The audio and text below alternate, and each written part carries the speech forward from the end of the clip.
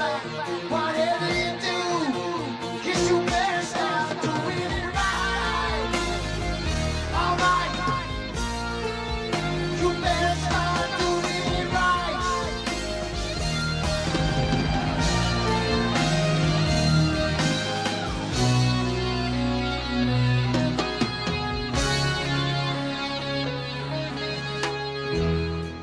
I think Dance on a Volcano works in musical terms because although it's in 7/4, which is an irregular time signature, it doesn't sound like it. It still has a great lilt and a great feel to it. These pieces, you can't really think, okay, I'm going to write a song in 7/4 and then start work on it. You just come up with a riff, and then it happens to be in 7/4 or whatever it is in. It grabs you instantly, the riff. Down, down, down, down, down, down, down, down. The song itself has a real good pace to it, yeah, and a real sort of strong melodies. Great introduction to the album. It was a group composition. It had some quirky counter rhythms, but it was also reasonably commercial. The guitar sounds and the mellotron sounds really complement one another at the end, so it takes it to a really nice finish. So I think it's a great musical package. It stayed in the stage set of the band until the 90s, which none of the other songs on this album did. So that's testimony really to its appeal. The grandeur of the music is sort of to do with the fact that it's in a flat key, B flat major, and it moves through major intervals. But you've got this kind of ambiguity between the major seventh, if I can demonstrate. The chords, the bass line moves down from B flat and down to A flat, but the actual melody at the top moves down from B flat to A, so you get that kind of that major seventh. The ambiguity, that Tony Banks uses that chord a lot in his work.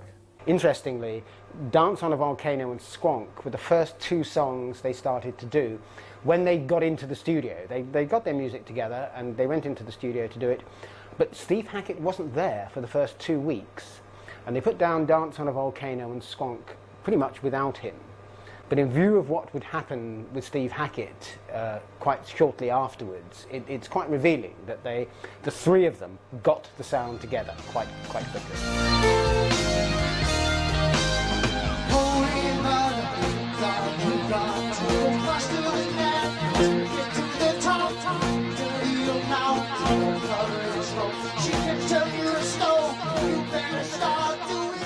The first assumption was that Genesis were finished. And then the next assumption was, so what is Peter doing? So all the attention was on Peter, and Genesis were widely perceived to be finished.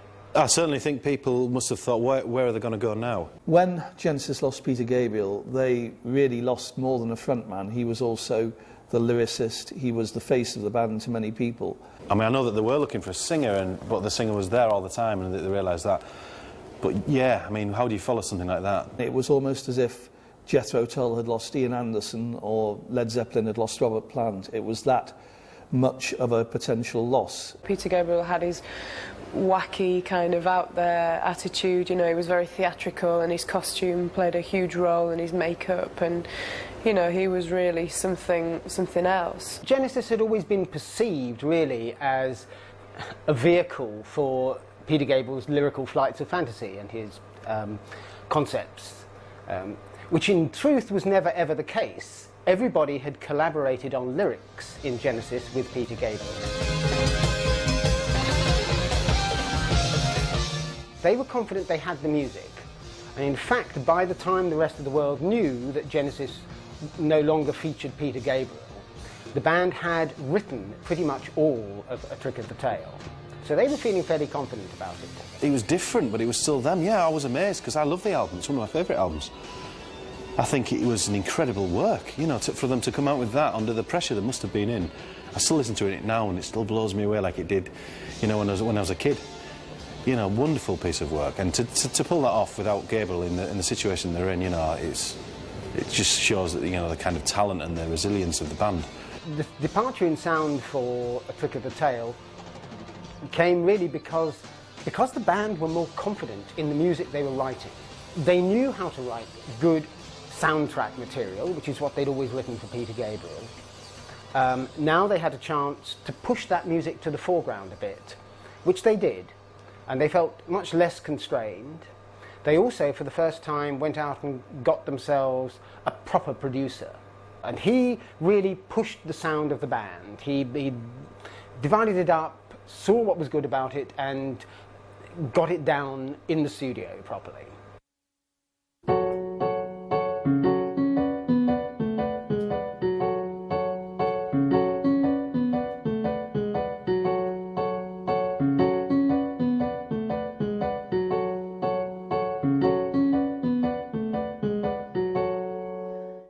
In Trick of the Tail, the right hand is almost playing the steady rhythmic part, the kind of to set the tempo, and then the left hand is doing the complicated syncopated bit where it's moving up and down the scale crossing over against the beat, so kind of a so the left hand is moving much more than a left hand would normally move. Trick of the Tail is an important track in as much as the band named an album after it, and it's got a typically quirky Genesis-type plot of a strange creature coming in the midst of people and them not quite being able to cope with it. There's a lot of fantasy imagery involved, which is reflected on the album cover. It's not a song that should be taken too seriously, really. They got no horns, they got no tails, they don't really know of our existence. Am I really wrong to believe in the city of gold that lies in the distance? Quite dark, I mean, God knows what that's about. They had written it and not decided who they wanted as a singer. Ideas were passed around. Mick Rogers from Manfred Mann's Earth Band, he was one who came for an audition. Jess Roden was another.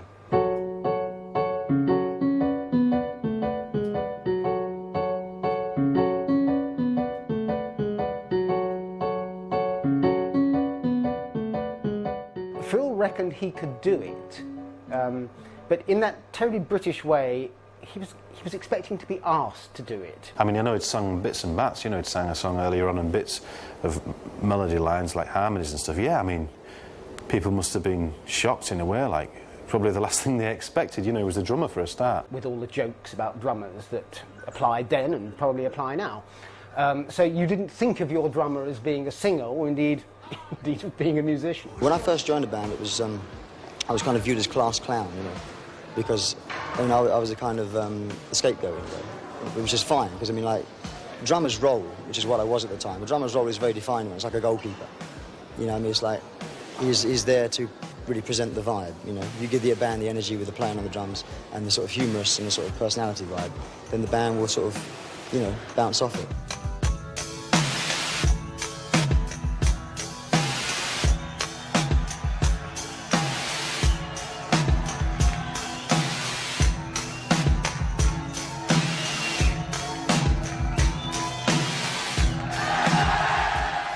Apparently how it went was when one promising audition turned into another studio debauch, and Phil sort of came round from behind the drums and said, actually, I'd quite like a shot at this. They kept it in the family there and they didn't lose any credibility with it, you know. Fantastic album. I can see why one might say it's kind of wistful or melancholic, and there are moments, of course. I think it's sort of kind of more moving and poignant and sort of more intimate and personal, actually. The sadness of it, you know, it's just incredible. Trick of the Tail has got its fair share of melancholy in it, but then again, all Genesis albums do. I think that one of the things that makes that album in particular work so well is because of its consistency. Nothing really diverts much from the earthy vibe. Very memorable tunes. You'll never forget them, you know, you hear them and they're there. It also began to show a lot of Phil Collins' humour in tracks like Robbery, Assault and Battery, but then you'd get at the other end of the spectrum a track like Ripples with its musing on the passing of time. The arrangements are more fulsome. You take a song like Entangled, where there's much more going on.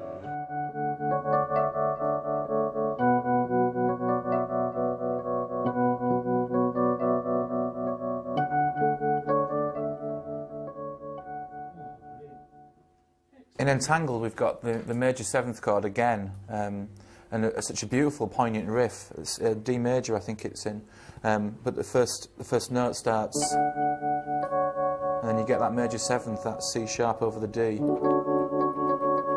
that ringing out, and so we've got the whole riff which goes and really kind of flirts with that major seventh continuously. Normally you'd have a D chord, and then everybody else, in a sense, would kind of do something along the lines of these those three notes, the notes that are in the chord, but Tony Banks goes for that really dreamy major seventh sound again. And then he also moves down for the verse, which is in B minor, which is the relative major. But you still get that C sharp ringing out over the B minor. So we're moving between the sadness of the B minor and then the kind of almost relief, but dreamy kind of melancholy of the D major with the C sharp in.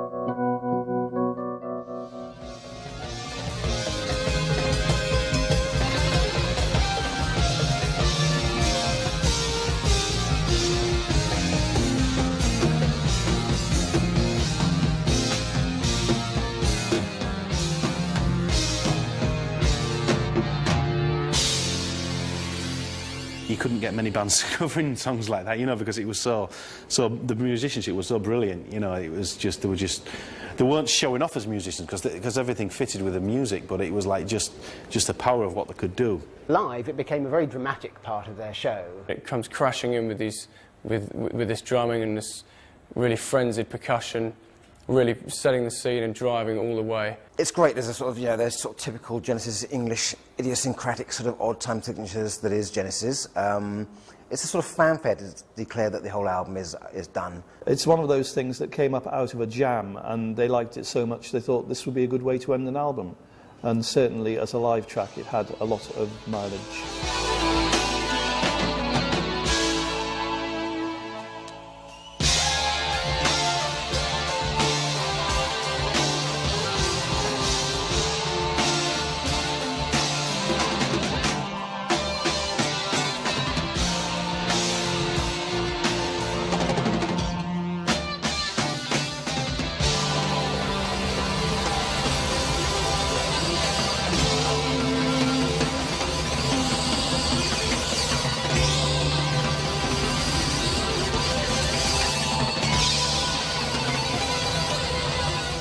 Rhythmically, Phil Collins is absolutely a force to be reckoned with. You know, that there probably aren't many drummers that are out there that are better than Phil Collins. They had a very a dry sort of, like I say, again, organic sound to them, you know. I mean, it wasn't big, bright production like we hear later on, but yeah, I mean, I loved that sound, you know, and he's an incredible drummer, again, you know, a phenomenal musician. By employing two drum kits live, it was a fairly new concept. Obviously, the two drummers needed to be very, very in tune with each other. I think the use of double drum sets, certainly as a visual thing on stage, was brilliant. You know, it looks great.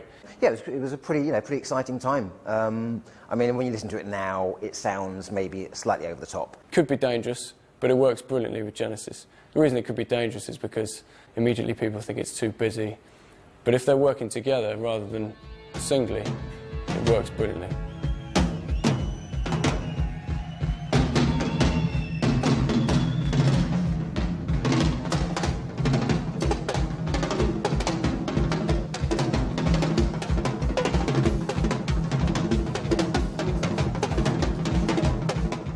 Most of the time, Phil was out front, singing.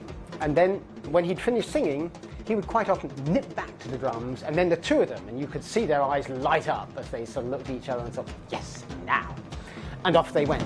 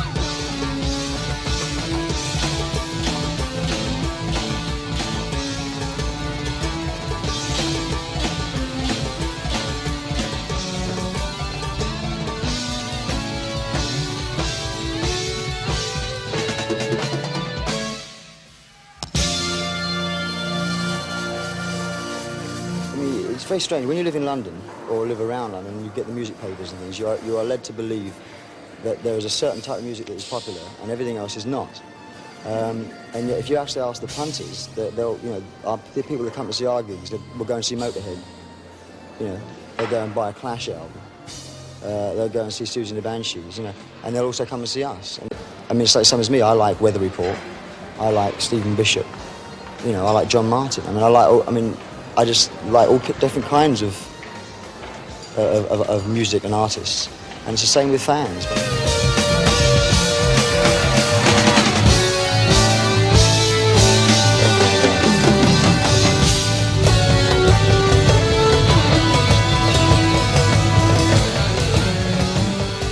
I mean, each time we go and do an album, we try and actually say, well, let's not do it, you know, let's not do it like Genesis. You try and be as different as we can. It is hard. I mean, as soon as we start sort of going down, I dare say we'll start thinking about whether we're doing the right thing. But at the moment, we're writing music that we like and other people like as well. So, you know, as long as more people keep getting to it, then that's fine.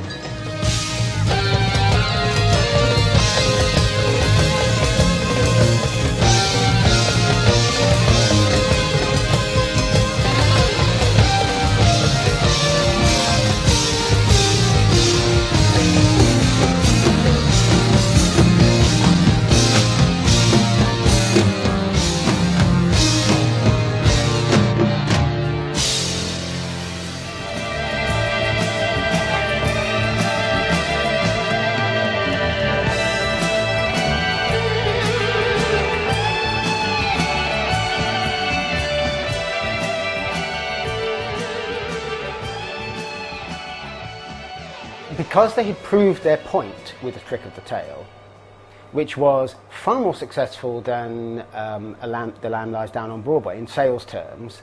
So in every sense, Genesis had made their point. And in fact, people were now beginning to say, where's Peter gone? Going in a slightly different direction, you know, taking things probably a little bit more to the progressive extreme, working with sort of longer pieces of music, songs that are similar to the songs on Trick of the Tail and could also fit in there somewhere with the Trick of the Tail vibe because they are of a similar kind of feel. There's the freedom to try things and the space to do it, which they didn't have before, or at least they felt they didn't have before.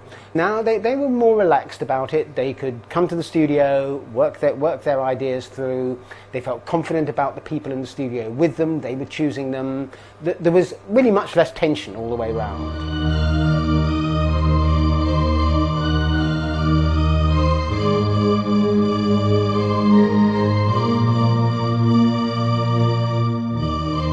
The 11th Earl of Mar is a great opener to what is a good album.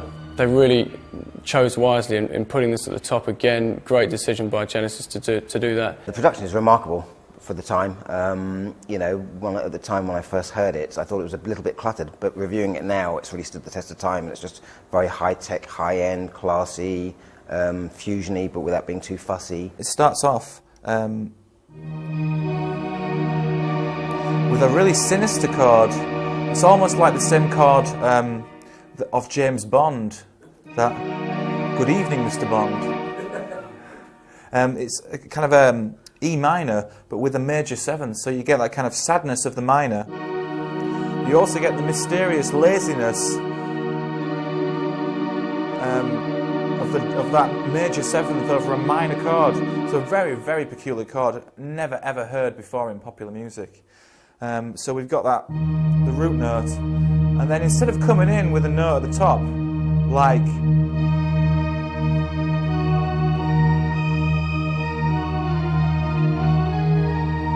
most people would do, like most people would go for a note of the actual chord, Tony Banks goes for the major seventh note to start on. So instead of that note, we get this note,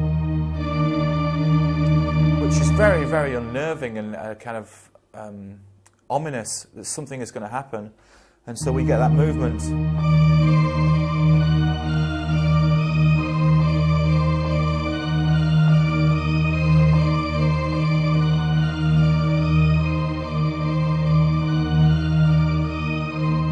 Very mysterious. And then of course the bass note moves up as well, so you get this kind of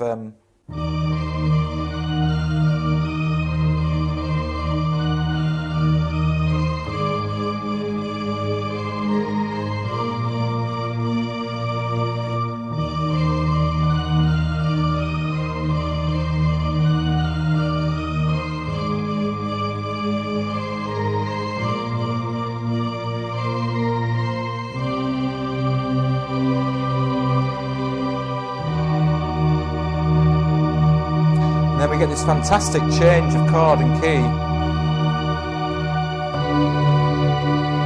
Very, very dramatic. 11th Earl of Mar was a very good opening to Wind and Wuthering, largely because it has a very Peter Gabriel type echo to it, and it could well be a bridge between the old music and the new. Admittedly, this was not the first album that Peter Gabriel hadn't appeared on, but its predecessor had been an album where they expected somebody else to sing. Probably one of my favourites, Blood on the Rooftops, I think, maybe, you know, which was a Hackett, well, at least the music, Steve Hackett, you know, was a great guitarist. So Steve Hackett's guitar playing was very, very important to the Genesis sound. In That Quiet Earth is one of my favourite songs because it encapsulates exactly what Genesis are about. The connection that he made with the music and his input was just perfect for the song.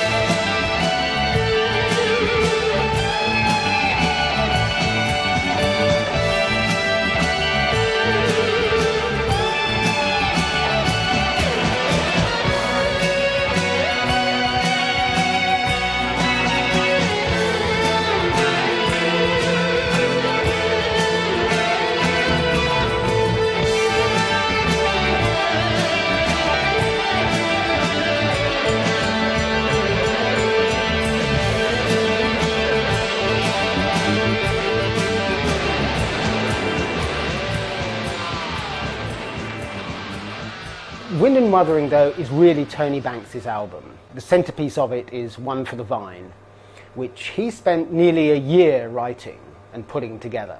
This track follows the path that, almost follows the path that the opera composer would take. There's downright pastoral moments where the lead vocal drops out. End of each verse, Phil Collins comes down, you know, in melody. He descends in melody, and the lyric is it's almost like a depressing lyric. It's an afterthought. And then the second half of the song, it goes into this almost kind of 5/4, 3/4 phrase. And then the band comes crashing back in, playing a series of riffs, go round and round, the vocal is reintroduced, weaves into a more sort of quasi-orchestral sort of outro, which contains classic Genesis sort of prog rock tendencies. Some people say it's the best song he ever wrote, and certainly the melody and the rhythm interact in a way that makes it perhaps an epic. Obviously Phil Collins is the rhythm man, and I would suspect that many hours were spent honing it and bringing it to the shape in which we now know it. The other high point of the album is the other big Tony Banks song, which was Afterglow. Afterglow is possibly my personal favourite mid-period Genesis track. It's very complete, it's lush, and its musicianship, its musical quality very much complements the lyric, which is one of those unusual romantic lyrics that Genesis don't really seem to specialise in. So in the song Afterglow, it's in G major, a really nice key for a guitar, big open G chords. And again, we've got the major seventh. If I just demonstrate the chords. G major 7, and then it moves up to a C. But then that major turns to minor. It's quite a common trick used by the Beatles and lots of other people. But very sad. The major turning to minor, and then back to G. The major 7th, and then we get F, and then D. But with an F sharp at the top, so you get this kind of chromatic moving back up to G. So the whole thing.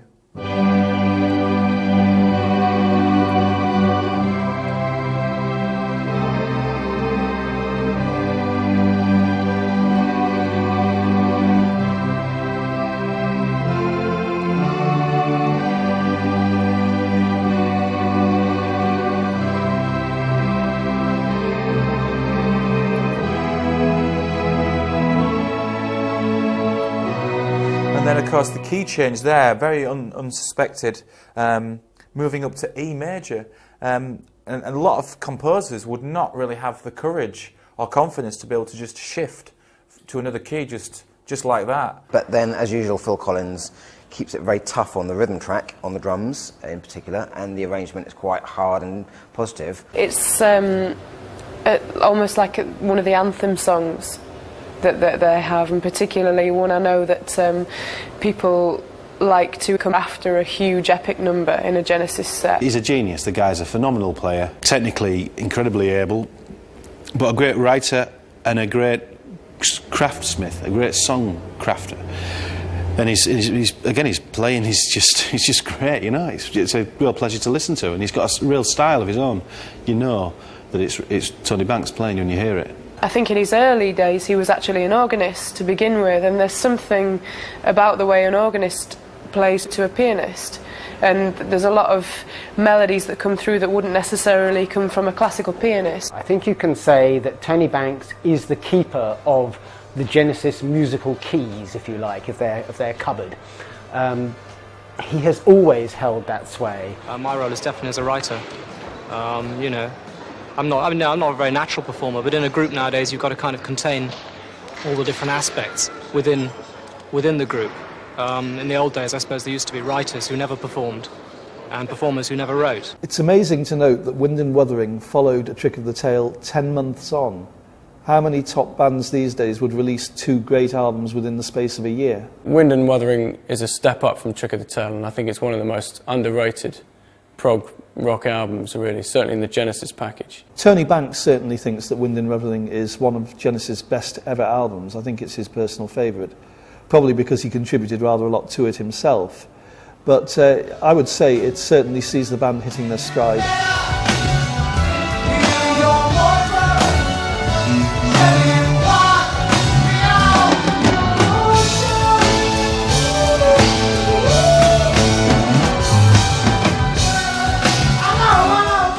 Seconds Out was a necessary evil in putting set pieces like The Cinema Show and Supper's Ready to bed. They were songs that Genesis fans were used to hearing with Peter Gabriel, and they expected them to be performed. I think Seconds Out, in a way, did lay Gabriel's Ghost to rest. It was a much-needed album. It was a brilliant album. I don't think there'd be too many Genesis fans out there who would dispute that.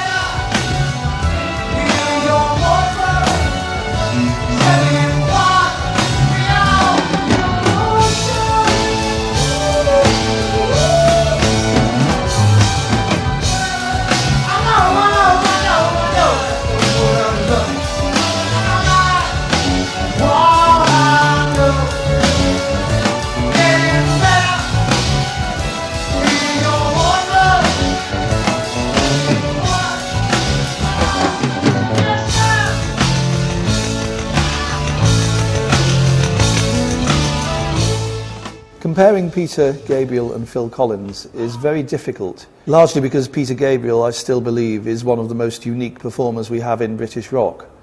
Phil Collins grew into the role. Obviously, he had the Artful Dodger film appearance to fall back on, and he knew his way about. But in his defence, he's never really tried to be Peter Gabriel Mark II. Seconds Out shows that Phil Collins can be Peter Gabriel. Without the masks, without the long convoluted introductions, he can sing Peter Gabriel. He doesn't do it the way Peter Gabriel did, but then he couldn't. When the two of them met at Milton Keynes in the reunion concert, Peter is reputed to have said to Phil, "You can sing the songs better than I can, but you can't sing them like I can." And I think that possibly sums it up. For those who were not into Peter's conceptual intricacies, Phil Collins lightens the whole thing. He has a more of a kind of lighter, sort of humorous approach, does Phil Collins, doesn't he? They were perceived before as being a progressive rock band that you sort of needed to be reading the lyrics as you listened to them. Suddenly this had gone.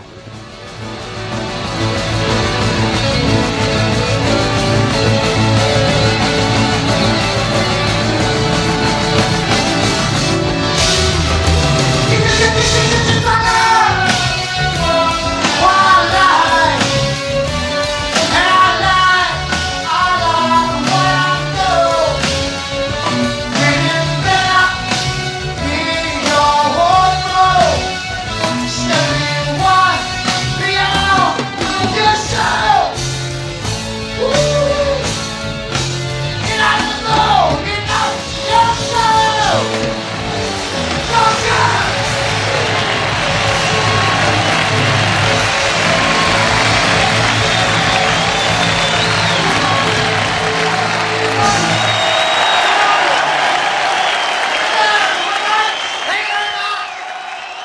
you've got to bear in mind is at this time in rock music, live albums were the big thing. They were a very, very important marketing tool.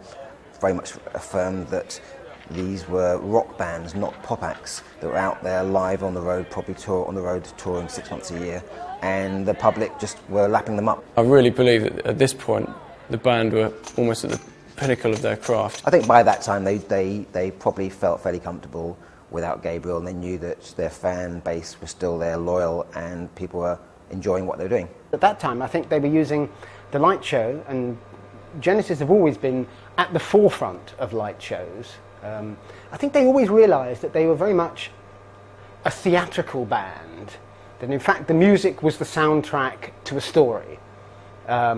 And then as the stories became less important or moved into other spheres, they realised that it was the visual element that was important to them, and they'd always done that. You've got to have the music, you've got to design, you can't just throw lights at anything, and you know, when you've got something like that with the light show, it's brilliant. It's just a whole experience, it's more two-dimensional, three-dimensional experience as opposed to just something being there.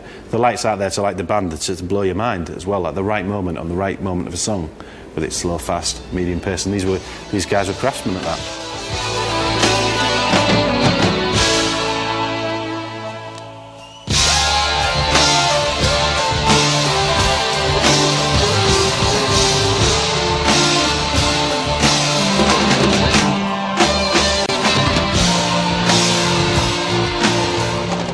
The band were very keen to record Seconds Out because the production on early albums had been rather patchy, and they felt that by doing the material again live with recording techniques that existed in the late 70s, they could produce far better music in quality. So in some ways the band felt that these were definitive performances. It's a great example of how much emphasis and focus was put on the drums. There were big, powerful drum fills, which nowadays would sound very, very busy and very sort of cluttered. Rhythmically, Phil Collins, for me particularly at times, I feel that he's a little busier than I would like to hear a drummer. But at the time it generated some great excitement, and Phil Collins was a master of that kind of drumming. Seconds Out was the last album that Steve Hackett appears on. But by the end of the recording of Wind and Wuthering, he had pretty much decided he didn't want to deal with it anymore. He found that he was submitting songs which were then getting rejected by the others. Particular case in point, he came with a song called Please Don't Touch, which they practiced, and suddenly Phil Collins said, nope, can't get behind that, and they dropped it. Well, that song turns out to be the lead track on Steve Hackett's second solo album. So he clearly felt strongly about that, and the fact that the rest of the band rejected it, I think emphasised to him that there was a gulf between them.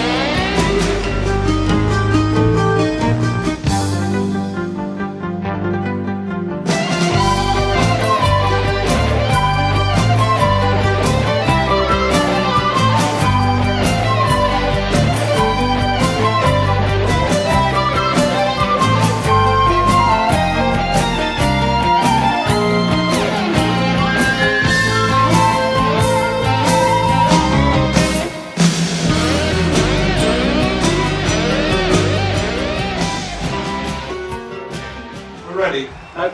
I'll wait. Okay,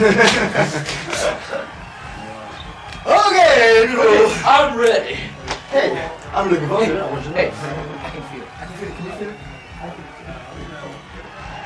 can't do it. I can't do it. I can't do it. I can't go. Phil. What was the first song again?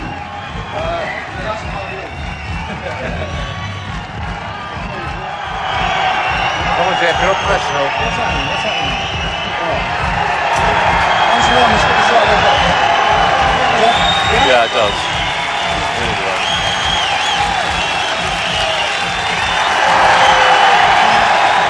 Got the whole place.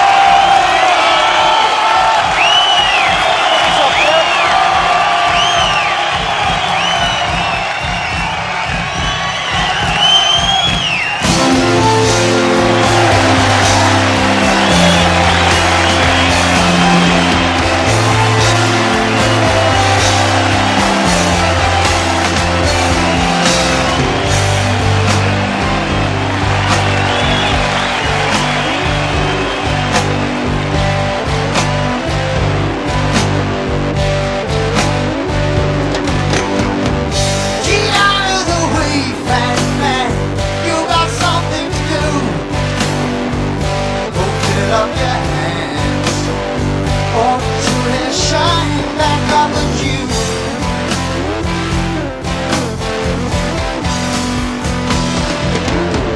Well, you gotta get out while there's gold in the air. Oh, it's falling like water. And it's coming down from those hills. No, no, no.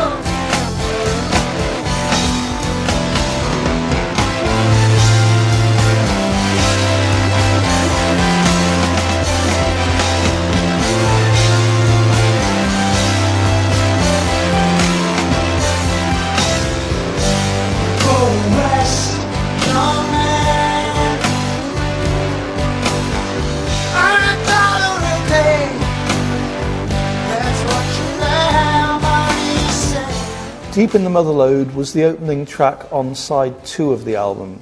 If anyone can these days remember plastic records, vinyl records, you obviously had to turn the album over, and if the opening track of side 2 wasn't punchy and grab your attention, then you would probably go off and make a cup of tea or have a beer.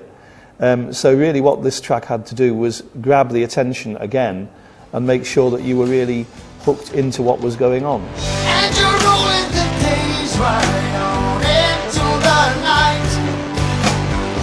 At the head of the line. Oh, it's going way, way, way, way, way out of sight. Na, na, na, oh, oh.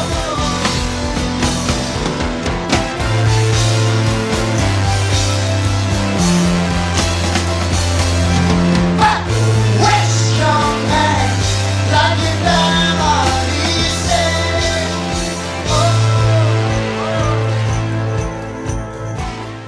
Suddenly down to the three of them. They found a new dynamic, and there is a dynamic about 3 people in a band rather than 4. I don't quite know what it is, but if you think of it, the great 3-piece bands all have something special. You go back to Cream, you take the Police. With a 4-piece band, you can start breaking off into factions almost at once. You can't do that with a 3-piece band, and it sort of solidified them. 5 people, as we were when we started, developing as sort of personalities, expanding as writers and musicians, need more room. And we could barely contain 5, and now, then we were 4 for a while, and they kind of developed, and you could barely contain that. And now there's 3 of us, and there's a lot more room. By the time of Then There Were Three, Genesis had their fans. They also had the detractors, because Steve Hackett had left, Peter Gabriel had left, and certain fans had left with them.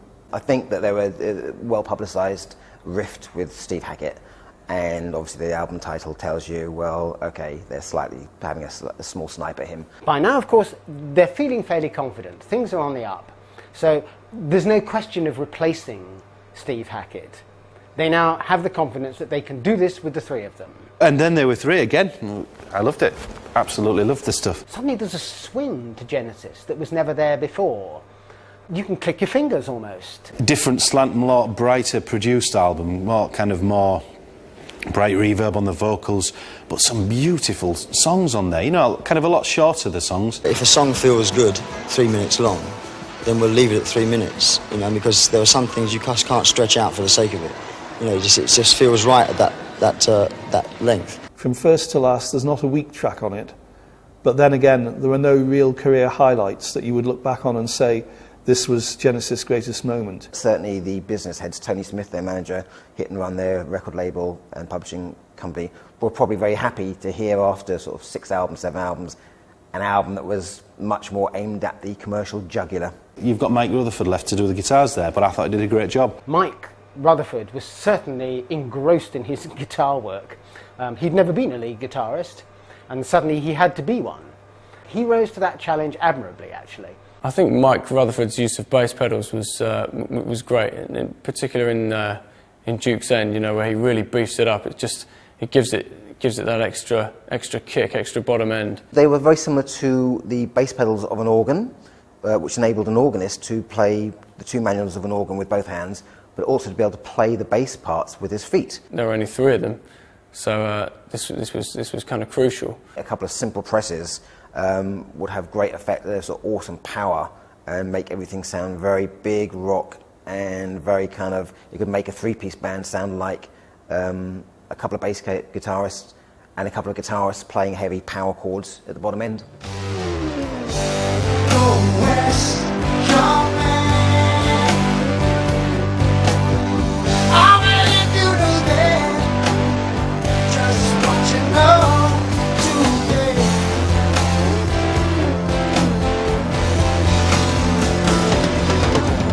You'll be back where you started, my happy young man. Only gonna glory to all of those who have remained.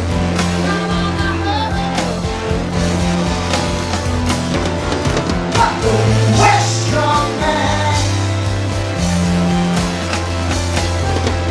Go west, young man. Like your family said. It was kind of, there was that and Many Too Many that were kind of, I guess the first time you would imagine that the female audience would get interested, you know, love songs. Follow You, Follow Me is actually one of my all-time favourite songs. It's kind of a backdrop for my upbringing. My parents used to listen to Then There Were Three quite a lot. In Follow You, Follow Me, we've got a wonderful, simple yet very catchy melody in the chorus. If I could just demonstrate.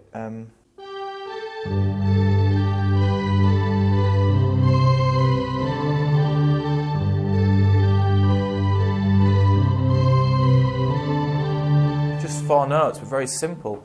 But again, in G major, very nice open key for the guitar, and very, very simple. But then later on in the chorus, the left hand moves to the relative minor, to E minor, so we get that really sad sound. So.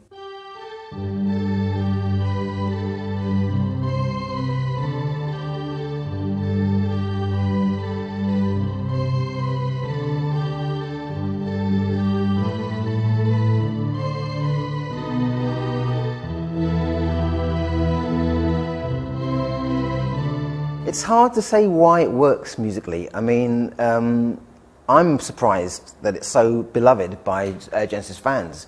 I think that must have been their most commercial song to date. If you ask our ardent fans what they think of it, they'll say, oh, it's the group single, you know, it's obviously a commercial single, but I mean, to me, that's one of the hippest things we've ever done, you know. And I mean, the way it was written was because it was out of improvisation, it was a blow, basically. It just sort of honed itself into this sort of verse, chorus, verse, chorus, chorus, verse, you know. And the attitude behind it was totally, you know, on the level. In fact, the producer, David Henschel, didn't even want it on the album. He thought it was so weak that that it was so un-Genesis, it shouldn't be on a Genesis album. To the punters, I suppose, they sort of see it as their band trying to get a hit single, you know, and we've never really needed that. I mean, in America you need that, but also in America you're more likely to have a hit single with something that's, you know, related to what you do anyway, so. Music from our album called Duke.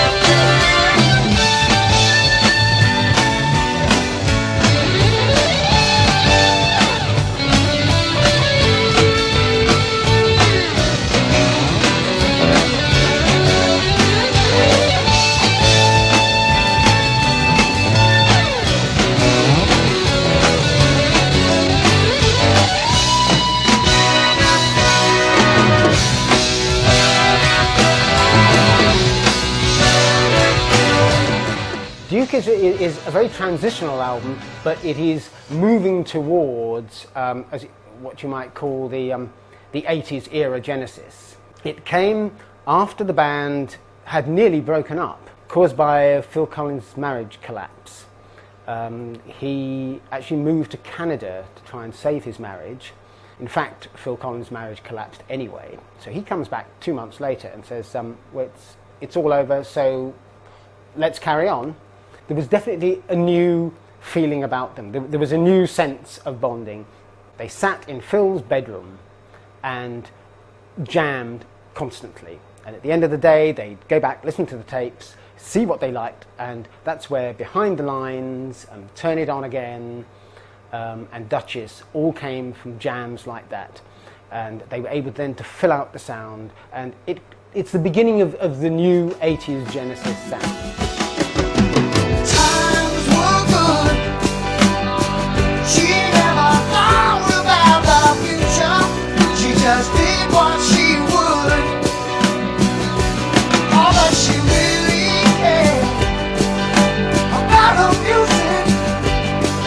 It all seemed so important then. But she dreamed of the time when she looked on, when everyone was crying for more. And all she had to do was step into the light, for everyone to start to roll.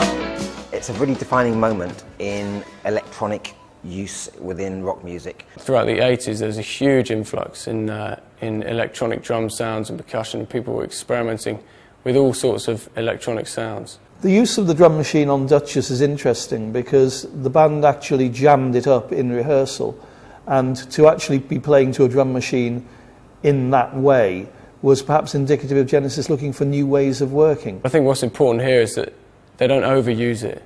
They use it in collaboration with live drums on this particular track. So it works really well. The synth parts are great, really great. I mean, I must admit, I was never that big a fan of Tony Banks, but in retrospect, he's some excellent parts, and that's combined with the electronic drum beats as well. It gives the whole thing a very hypnotic electronica type of feel, which was quite revolutionary. I mean, you hear it now a lot, of course, but there weren't any loops at the time. So it was an early foray into electronica to very good effect, I believe. And on the wall, we're all but a few come by the wayside on the grassy verge. She battled through, gets the younger than her word, and the street and the yard. All around every time that she could follow, when everyone cried, soon all she had to do was step into the light, for everyone to start to run. It all feels right, trying to work the way forward.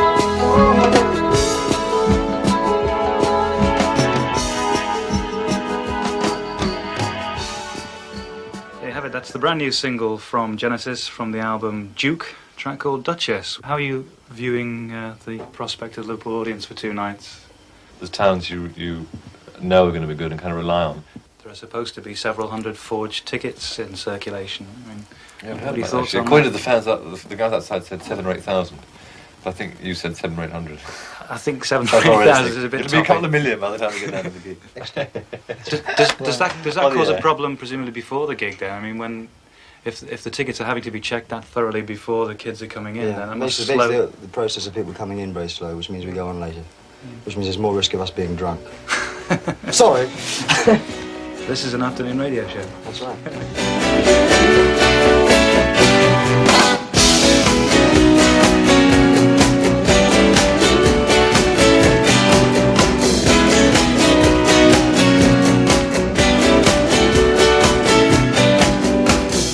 All I need is a TV show, that and the radio.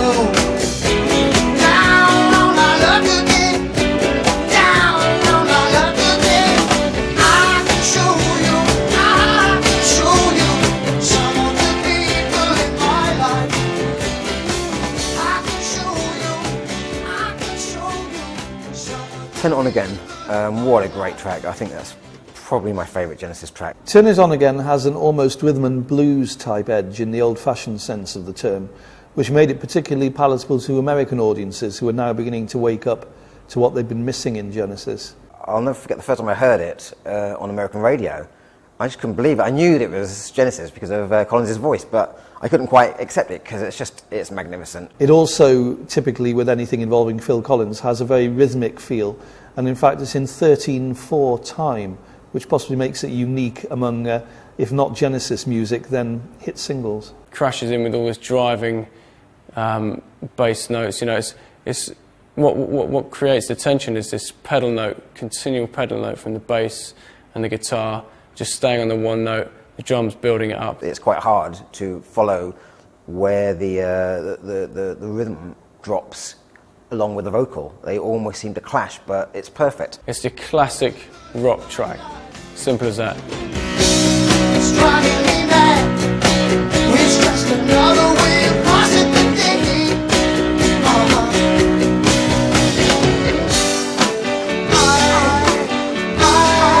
Get so lonely when she's not there.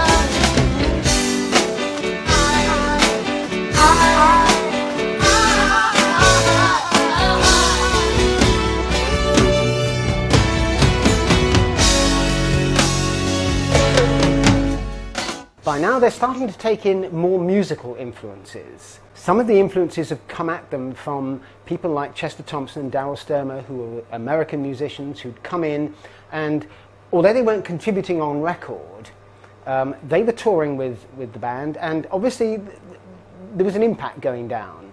And suddenly there's a new sort of swing to their music, which in itself breeds its own confidence, and you can hear it right from the beginning of the album.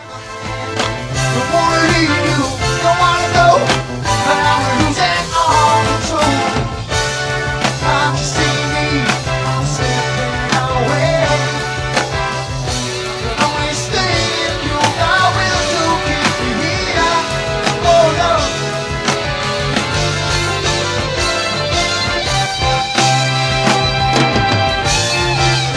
Sweet time in my book.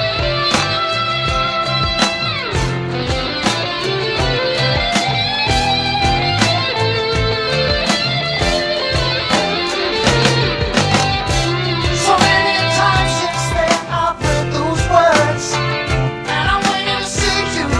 Or can you see me?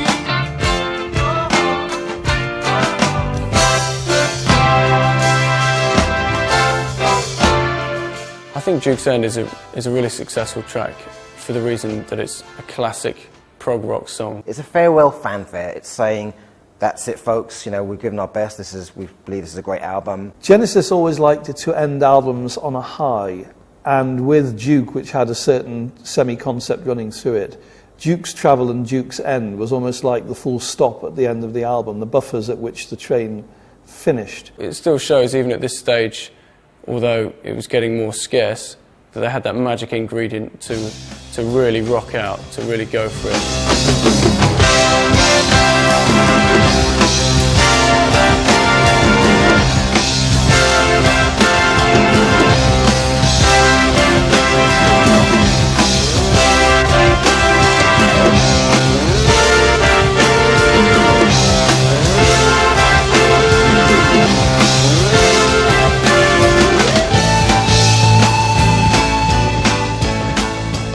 It's very hard with new material, trying to introduce new material to an audience, because people basically come to a concert to have a confirmation, you know, and they feel safe with what they're hearing, and they like to hear the songs they know, because then they can sing along with them, you know. And if you give them too much new material, luckily our album's been doing very, very well, so all our fans that are coming to see the gigs know it.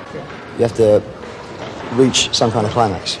I think you might see Genesis together for one more concert. I think there's a feeling that it sort of ended rather messily. Once Phil decided he didn't want to be in Genesis anymore, at that point they should have knocked it on the head, really, I think. Whether we would see another new album from Genesis, who knows?